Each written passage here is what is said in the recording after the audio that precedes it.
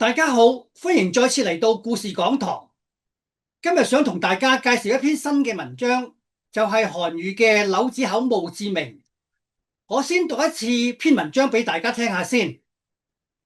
柳子口墓誌銘，子口委中原，7世祖慶為拓跋魏侍中，封濟陰公；曾伯祖釋為唐宰相，與褚遂良、韓彥俱得罪武後，死高宗朝。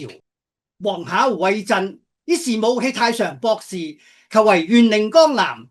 其後已不能為權貴，失御史。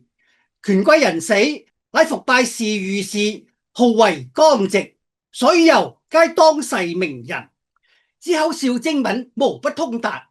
帝其父時，雖少年以自成人，能取進士第，暫言燕頭閣，終為柳氏有子矣。其後以博學宏辭，受集賢殿政治，俊傑廉罕，以論證據今古，出入經史百子，卓麗風髮，率常屈其助人，名聲大振。一時皆無與之交，諸公要人，曾欲令出我門下，交口薦如之。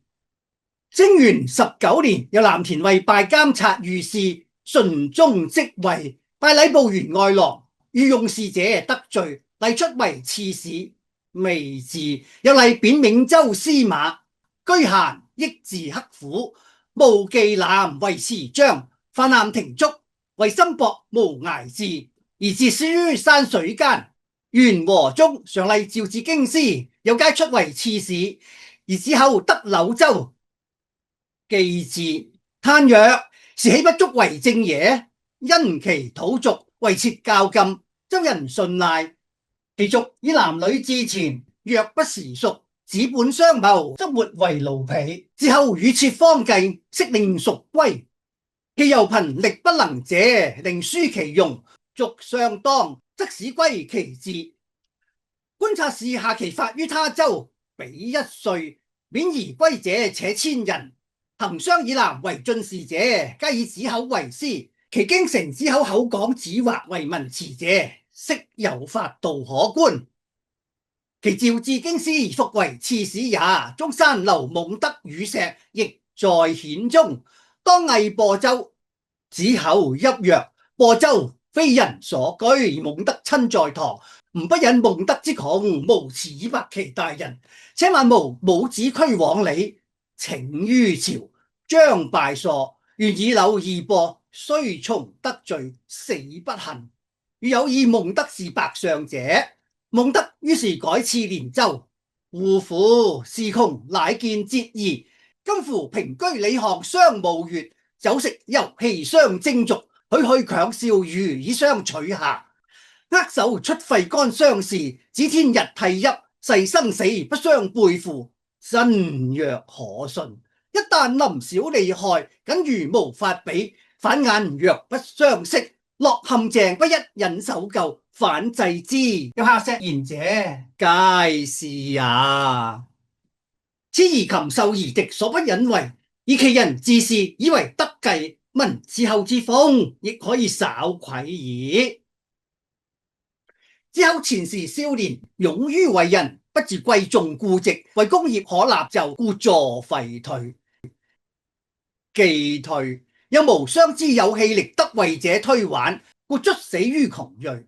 才不為世用，道不行於時也。使子口在台省時，自持其身，以能如司馬刺史時，亦自不斥。斥時有人力能舉之，且必服用不窮。然子口斥不久，窮不極，雖有出於人，其文學詞章必不能自力，以致必存於後如今，無疑也。雖使子口得所願，為將相於一時，以比二詞，孰得孰失，必有能辨之者。子口以元和14年11月8日卒，年47，以15年7月10日歸葬萬年，先人墓側。子口有子男2人，長曰周六，始4歲，歸曰周七。子口卒乃生，女子2人，皆游。其得歸葬也，廢皆出觀察使河東陪軍行納。行勒有節蓋，重言樂，與子口結交，子口亦為之盡，竟艾其力。莊子口於萬年之務者，舅弟盧臻。臻斫人，性謹慎，學問不厭，自子口之戚，遵從而加言，帝其死不去。既往葬子口，又將荊紀其家，庶幾有此宗者，名曰是為子口之失，既故既安，以利其治人。好啦，篇文章就讀完，而家就嚟講解呢篇文章啦。不過喺未正式講解呢篇文章嘅時候，我照舊都要講講呢篇文章嘅寫作背景，咁大家先至會對呢篇文章呢有深刻嘅體會嘅。而要講文章嘅背景，咁就要從白居易呢首詩《長恨歌》講起。漢王重色思傾國，御宇多年求不得。楊家幼女初長成，養在深閨人未識。天生麗質難自棄，一朝選在君王側。回眸一笑百媚生，六宮粉黛無顏色。春寒賜浴話清池，溫泉水滑洗凝脂。思意扶起嬌無力，此事新成因擇時。雲鬢花顏金步搖，芙蓉帳暖度春宵。春宵苦短日高起，從此君王不早朝。承歡侍宴無閒暇，春種春遊夜專夜。後宮佳麗3000人，3000寵愛在一身。金屋妝成嬌侍夜，玉樓宴罷醉和春。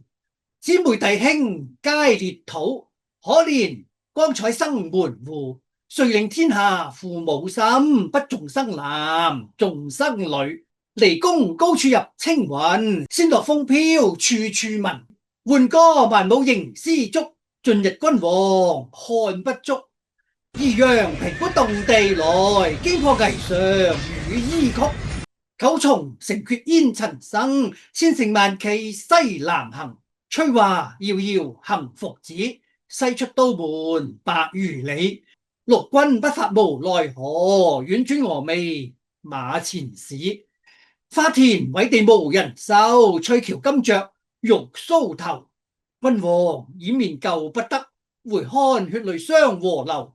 黃埃散漫風蕭索，雲鬇形於登劍閣。峨眉山下少人行，旌旗無光日色薄。蜀江水碧蜀山青，聖主朝朝暮暮情。行宮見月傷心色，夜雨聞鈴腸斷聲。天旋地轉回龍馭，到此躊躇不能去。馬危坡下泥土中，不見玉顏空使處。君臣相顧盡沾衣，東望都門順馬歸。歸來辭怨皆依舊，太液芙蓉未央樓。芙蓉如面柳如眉，對此如何不淚垂。春風桃李花開日，秋雨梧桐葉落時。西宮南內多秋草，落葉滿階紅不掃。梨園子弟白髮新，椒房阿監青娥老。夕殿螢飛思悄然，孤燈挑盡未成眠。遲遲鐘鼓初長夜，耿耿星河欲曙天。鴛鴦瓦爛霜華重，翡翠衾寒誰與共？悠悠生死別經年，魂魄不曾來入夢。臨窮道士鴻刀客，能以精誠致魂魄。唯感君王輾轉思，誰家芳事因勤名。排空御氣奔如電，升天入地求之遍。上窮碧落下黃泉，兩處茫茫皆不見。忽聞海上有仙山，山在虛無縹緲間。樓閣玲瓏五雲起，其中綽約多仙子。中有一人字太真，雪膚花貌參差時。金闕西廂扣玉衾，轉交小玉報雙成。聞道漢家天子事，九華帳裏夢魂驚。攬衣推枕起徘徊，珠箔銀瓶已離開，雲髻半偏新睡覺。花冠不整下堂來，風吹仙袂飄飄舉。遊此崖上雨衣舞，玉容寂寞淚闌干。梨花一枝春大雨，含情凝睇謝君王。一別音容兩渺茫，超陽殿裏恩愛絕。蓬萊宮中日月長，回頭下望人寰處，不見長安見塵霧。唯將舊物表心情，鈿合金釵寄將去。釵留一股合一線，釵抹黃金合分鈿。但交心似金殿堅，天上人間會相見。臨別殷勤重寄詞，詞中有誓良心知。7月7日長生殿，夜半無人私語時。在天願作避役鳥，在地願為連理枝。天長地久有時盡，此恨綿綿無絕期。白居易嘅呢首詩其實係講一個色鬼皇帝唐玄宗李隆基嘅故事。佢可以為咗一個女人武惠妃，廢咗一個一直同佢同甘共苦嘅皇后，並且可以一日之間連殺3子，冇幾耐又可以因為亂倫耍手段搶奪自己個仔嘅女人做老婆。所以白居易呢首詩一開頭就點題漢王重色思傾國，就係話佢一門心思只識揾女人，而呢個女人亦即係佢個仔李牧嘅老婆楊玉環。李隆基特別為楊玉環喺華清宮嗰度做咗個溫泉，叫做華清池，俾佢日日喺嗰度浸浴洗身，然後就一齊芙蓉帳暖度春宵，並且從此君和不早朝，即係話佢連工都唔返啦，乜都唔做，只係識得攬住個女人喺度春種春遊夜專夜，日夜都黐埋一齊，終於搞到宜陽皮鼓動地來，河北安祿山作反嘅戰鼓響起，李隆基先知死，但係已經係無力回天啦，只能夠係九重城闕煙塵生，打開一重一重嘅城門，揭起一堆一堆嘅塵土，做乜呢？走佬，千乘萬騎西南行，帶住一班嘅工人，楊貴妃當然在內啦，由千乘萬騎嘅官兵將領就護衛住逃向西南方向嘅四川。由於李隆基玩女人玩到陸軍不發無奈何，軍士都因為佢嘅荒淫無道，已經係唔想同佢賣命啦，終於要揾個女人出嚟祭旗，於是就有咗婉轉蛾眉馬前史嘅一幕。楊貴妃終於喺走難之中香消玉殞，搞到花田委地無人收，穿戴喺佢身上嘅金銀首飾散落一地都冇人理。事情後來由太子李亨接手，走去靈州嗰度登基做皇帝，姚尊逃咗去四川嘅李隆基做太上皇，並且召集郭子儀李光弼等等一班嘅相當打得嘅大將，一路殺返長安，將叛軍趕走。李隆基先至得以天旋地轉回龍馭，死過翻山咁樣翻返去自己舊時嘅住處。但係已經係物是人非啦，西宮南內多秋草，落葉滿街紅不掃，一片破敗嘅景象。而大唐嘅國運亦都係今非昔比，一路咁樣破敗落去。大唐嘅江山雖然話俾太子打咗翻嚟，不過已經係今時唔同往日啦。因為叛軍嘅主要將領雖然話死嘅死，殺嘅殺，但係整個河北地區嘅節度使只不過都係被壓制住，表面上係聽命於朝廷，實際上係隨時都會作反嘅。所以河北嘅節度使又被稱為河北賊。而因為當時要對付嗰啲叛軍，唐王朝喺全國大量增加節度使，以至由天寶時期嘅20個節度使增加咗1倍，變成40幾個節度使。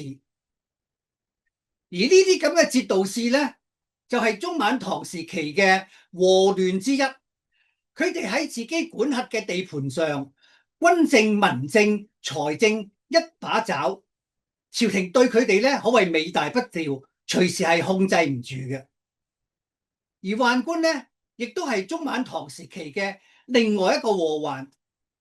唐朝初期並無宦官干政呢種事情嘅，就算係唐玄宗李隆基嘅時期，最受信任嘅宦官高力士，佢做事呢亦都相當有分寸嘅，並冇乜嘢出格嘅行為，反而會以近臣嘅身份呢，處處提點李隆基需要注意嘅地方。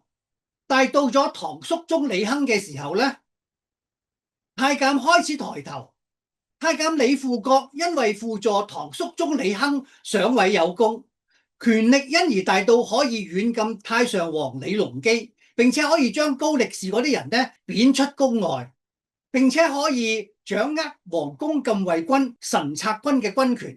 後來佢又因為輔助唐代宗李儒繼位有功，氣焰大到可以目中無人，竟然同代宗講：大家但內裏坐，外事聽老奴處置。意思其實係同唐代宗講：你坐喺度做木偶皇帝得噶啦，其他所有嘅事情呢，由我嚟話事啦。終於唐代宗頂佢唔順，同人密謀殺咗佢，而同佢密謀嘅人呢，就係另一個太監程元振，而李富覺嘅大權呢，就俾程元振呢全部立晒，並且佢又被封為鎮軍大將軍、保定縣侯，充保應軍事，再加封為驃騎大將軍、賓國公。喺呢度要講多少少，唐朝有好多唔同嘅將軍嘅，譬如話驃騎大將軍啦、輔國大將軍啦、鎮軍大將軍啦、灌軍大將軍啦、懷化大將軍啦、懷化將軍啦、雲輝將軍啦、歸德大將軍啦、歸德將軍啦、忠武將軍啦、壯威將軍啦、孫威將軍啦、明威將軍啦咁樣。而驃騎大將軍呢，係散官將軍中最高嘅級別嚟嘅，官階係中一品。程元振竟然可以做到呢個咁嘅位置，權勢熏天到可以擢升官吏、處死將軍，而皇帝呢，亦都免不了呢受到佢嘅擺弄嘅。程元振因為後來引捕軍情，令到吐蕃軍殺入長安，代宗因此要連夜出逃去甲州。15日之後，長安由大將軍郭子儀收復，代宗先至能夠翻去皇庭。程元振因此受到彈劾，但係代宗仍然唔捨得殺佢，只係將佢放歸田里。佢後來係被仇人所殺嘅，死於非命。宦官弄權到程元振為止。如果唐朝嘅皇帝能夠睇清事實，或者事情唔會惡化落去。可惜程元振引捕軍情，害到代宗出走，到最後代宗仍然係唔捨得殺佢。到唐德宗李釋繼位嘅時候呢，宦官並冇受到壓抑，相反變本加厲咁樣咧受到寵信。德宗即位之初，佢決心打壓藩鎮，初期係取得唔錯嘅成績嘅。不過佢打壓藩鎮嘅方式咧係有啲問題嘅。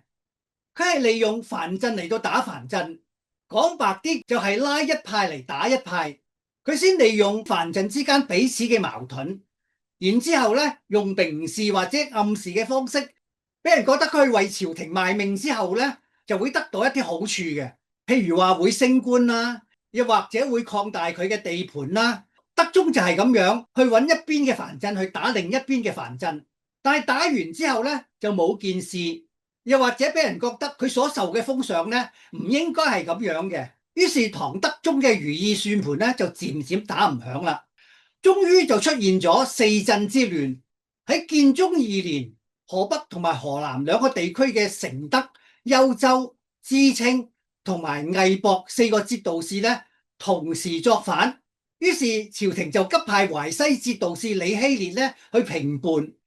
點知李希烈一轉頭就同啲叛軍咧勾結，打翻轉頭。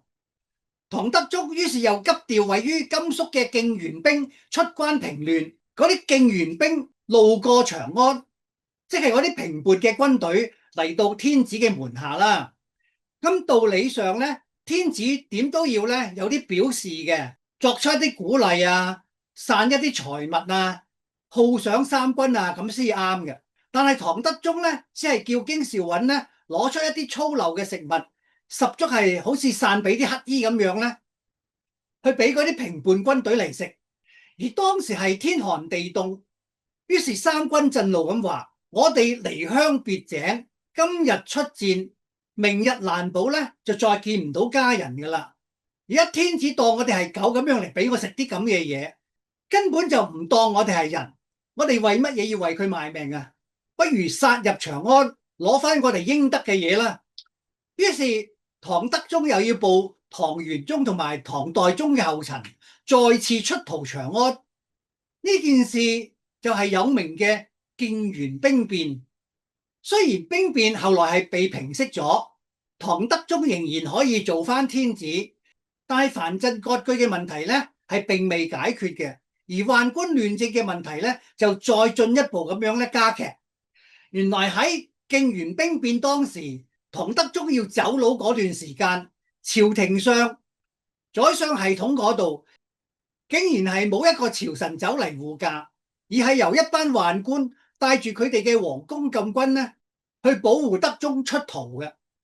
因此喺德宗回朝之後咧，佢對嗰啲朝臣咧顯出不信任嘅態度，亦都因此由嗰個時候開始，好多事情咧佢就唔經朝臣，而係往往咧繞過佢哋咧，交俾啲宦官咧去處理嘅。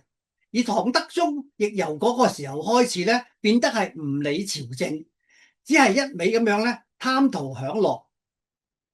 正正係因為咁樣，令到嗰啲宦官咧有可乘之機去掠奪民間嘅錢財。佢哋有所謂嘅公使，就係話宮廷每日所需嘅用品咧，都要由太監咧以公使士嘅身份咧去外面搜購，而太監就利用呢個身份賤價咁樣咧去買入，甚至平白搶人家嘅財物。喺呢度，白居易咧就有一首詩《賣炭翁》，可以深刻咁樣咧講明被公使嘅人咧佢哋嘅慘況嘅。賣炭翁，佛身燒炭立山中，滿面塵灰煙火色，兩鬢蒼蒼十指黑。賣炭得錢何所應？身上衣裳口中食。可憐身上衣正單，心憂炭賤願天寒。夜來城外一尺雪，曉駕炭車剪冰轍。牛困人飢日已高，南市門外泥中歇。翩翩兩騎來是誰？黃衣是這白衫兒。手把文書口稱敕，回居斥牛牽向北。一車炭重千餘斤，公使驅將食不得。半匹紅紗一丈綾，係向牛頭充炭直。喺成首詩度，我哋可以睇到一個着住黃衫嘅高級太監，同埋一個穿白衫嘅跟班太監。去到嗰個拉住牛車、滿面風霜、白髮蒼蒼嘅老人面前，就以亡命為由，唔理3721，將老翁成千幾斤、價值起碼千幾文錢嘅炭，夾硬拉翻去皇宮。臨走只係抌低，總共只不過係300文錢嘅紗券喺牛頭嗰度，俾個老翁當係貨價。公使驅將惜不得，成千幾文錢嘅貨俾人以300文錢搶走，老翁自然係唔捨得啦。但係唔捨得又點樣啊？嗰兩個係太監，太監要嘅嘢，就算唔俾錢，隨時都可以攞走。所以韓愈喺寫順宗實錄嘅時候，講到呢件事嘅時候咧，佢話其論價之高下，率用百錢物買人值數千錢物，營索進奉門戶並腳價錢，將物偽使，自有空手而歸者，名為公使而實奪之。韓愈所寫嘅意思就係話嗰啲太監買人嘅貨物，名義上係同人討價還價，實際上係撳低人哋嘅貨價，用100文錢去買人哋數千財物嘅貨價。嗰啲人拎貨出去賣，往往係空手而回，本都攞唔翻。韓愈話嗰啲太監名義上係去同皇宮辦貨，實際上係去強搶人哋嘅財物。呢啲咁嘅太監，每日流連喺市場或者係喺啲通渠大道上邊強搶強賣人哋嘅財物。更惡劣嘅就係以為聖人捕獵珍禽異獸為名，成立五方，分別係雕坊、北坊、妖坊、鷹坊同埋犬坊。經辦嘅太監呢，合稱為五方士，而民間呢就蔑稱佢哋為五方小兒。呢啲五方小兒橫行霸道，喺飯店嗰度食嘢唔俾錢，人哋問佢攞錢就會俾佢哋痛打一餐，仲衰過廉政公署成立以前嗰啲咁嘅差人。而且佢哋仲會喺路口上邊，或者喺人哋嘅門口，又或者喺人哋嘅水井井口上邊呢，設立一張網，同嗰啲人講話係要為皇帝捕雀嘅，唔俾啲人移開嗰張網，搞到啲人行又行唔到，出門又唔得，打水井又唔得。咁嗰張網要點樣先至可以移得開呢？就係要俾錢嗰啲太監。更惡毒嘅就係佢哋會將一籮筐嘅毒蛇咧抌去人哋屋企，同嗰啲人講話係要用嚟引雀嘅，要嗰啲人咧好好咁樣咧養住嗰啲毒蛇，唔好俾嗰啲毒蛇死。如果死咗嘅話咧，就要為嗰家人嘅事問。咁嗰啲人又要出好多錢俾嗰啲太監，先至可以攞翻走啲蛇。就喺呢個時候，唐朝歷史上一件大事永貞革新，又叫做二王八司馬事件嘅人物開始陸續登場啦。二王八司馬首先登場嘅係王叔文，佢係以翰林待詔嘅身份出現於德宗嘅太子李誦嘅身邊，因為佢精通奇藝，當時仲係太子嘅李誦呢，就時時揾佢嚟捉棋。王叔文出身寒門，家境本嚟就係唔好嘅。喺唐朝非常注重門第嘅社會之下，佢嘅身份其實係俾人睇唔起嘅。就因為咁，佢先至會接觸到低層人物嘅生活，見到公使太監同埋五方小兒欺壓百姓嘅真實一面。因此佢則不時咁咧喺同太子捉棋嘅時候，同太子講述民間嘅生活苦況。太子非常感動，想馬上咧向自己嘅父親反映，但係王叔文馬上阻止佢，叫佢唔好咁衝動，以免佢老爸德宗皇帝以為佢干涉佢嘅皇權。咁佢隨時咧連太子咧都冇得做，分分鐘仲會惹嚟殺身之禍。李仲由嗰陣時起就立心咧喺做皇帝嘅時候咧去改革老父德宗皇帝嘅弊端。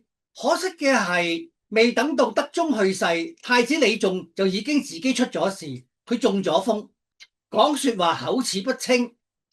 喺咁嘅情況下，德宗皇帝咧先至喺貞元21年駕鶴西歸。於是李仲即位，是為順宗，改年號為永貞。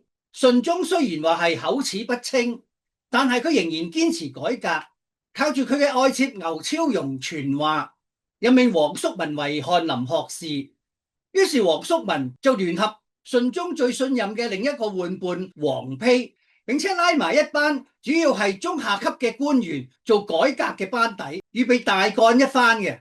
而呢啲支持改革嘅人物，除咗王叔文同埋王丕之外，佢哋就係韋執儀、柳宗元、劉禹錫、韓泰、韓燁、陳間、凌準、程頤。呢班人喺一開始改革嘅時候就做出一啲唔錯嘅成績嘅，譬如佢哋取消咗天怒人怨嘅公使同埋五方，使到太監冇辦法再喺民間嗰度作惡。佢哋又彈劾並且拉倒權臣京兆尹李實同埋浙西觀察使李琦，唔俾佢哋再繼續貪污同埋壓榨人民。佢哋亦都致力壓制藩鎮，唔俾佢哋嘅勢力坐大。可惜嘅係，順宗畢竟係一個殘廢之人，佢冇辦法正常咁樣咧運咗一個龐大而複雜嘅皇朝系統，加上主政改革嘅人絕大部分都係中下級嘅官員，根本得唔到高品位嘅官員支持。王叔文只不過係一個翰林學士，佢嘅位階不過係7品，靠住順宗對佢嘅信任，能夠起草詔書嘅身份，並且可以靠住王丕可以出入宮禁做聯絡嘅方便，就去負責領導成個改革，根本就係實力不足。再加上佢本人又剛愎自用，唔懂得去尊重人。譬如有一次喺食飯嘅時間，嗰啲宰相啱啱攞起碗筷準備進食，黃叔文就走入個飯廳嗰度去揾韋執言，門衛就按規矩唔俾佢入去，佢就喺飯廳外面咧大吵大鬧，搞到宰相韋執兒咧匆匆忙忙咁樣走出去。咁其他嘅宰相咧禮貌上就當然係要放低碗筷，等韋執兒翻嚟咧先至進食啦。但係佢哋等咗成個時辰都唔見韋執兒翻嚟，於是嗰啲宰相就叫人去揾韋執兒。點知原來黃叔文通知都冇聲，已經同韋執兒咧喺另一邊咧食緊飯。呢啲咁唔尊重人嘅事情，當然係令到人反感嘅。所以韓愈後來就話佢係小人乘時偷國並，改革最後係失敗嘅。原因主要當然係順宗嘅殘廢啦，冇辦法正常咁樣主政。另一方面就係推動改革嘅官員咧，個品位不高，得唔到較高品位嘅官員支持，基礎唔夠穩固，而且主持改革嘅黃叔文剛愎自用，往往得罪一啲唔應該得罪嘅人，並且幾乎係喺同一時間咧揦着幾個火頭。佢唔止係打壓太監，並且仲想剝奪太監所掌管嘅神策軍嘅軍權，彈劾朝中大臣嘅同時，又想剝削藩鎮，終於遭到太監、朝臣同埋藩鎮嘅聯合反撲。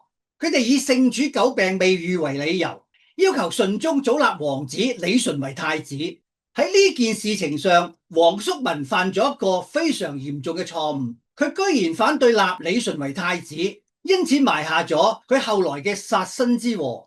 到李純被立為太子之後，嗰啲支持李純嘅人呢，更進一步咁樣要求順宗呢俾太子監國。到咗呢個時候，黃叔文同埋黃丕已經係大勢已去㗎喇，改革寸步難行。冇幾耐，順宗又被逼將皇位內禪俾太子李純，又冇幾耐，順宗仲死埋。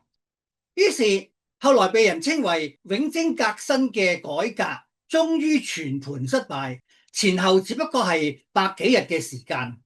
以黃叔文同埋黃丕佢哋為首嘅改革派官員，全部受到無情嘅打壓。呢啲官員一個個被一貶再貶，最後全部被貶為毫無作用嘅司馬。黃叔文後來仲俾憲宗賜死於任上嘅，史稱為二王八司馬。咁喺被貶嘅官員當中，有一位相當出色，本來係前途無可限量嘅官員，叫做柳宗元。由於佢站錯邊，所以佢亦都受到無情嘅打壓。但係佢雖然係喺政途上有志難伸，只要有少少嘅能力，佢都會造福一方百姓嘅。就算係喺窮途困境當中，佢仍然可以發揮人性嘅光輝。點解咁樣講呢？咁就要聽聽接住落嚟喺下一節我要講解嘅由韓愈所寫嘅《柳子口墓誌銘》。喺呢一節要結束之前，我想同大家做一個文字嘅互動。我喺呢一節曾經用過一個成語剛愎自用。如果大家對寫作有興趣，不妨用呢句成語寫一個句子，放喺留言區嗰度俾我。如果你哋寫得好，我會為你哋點個讚。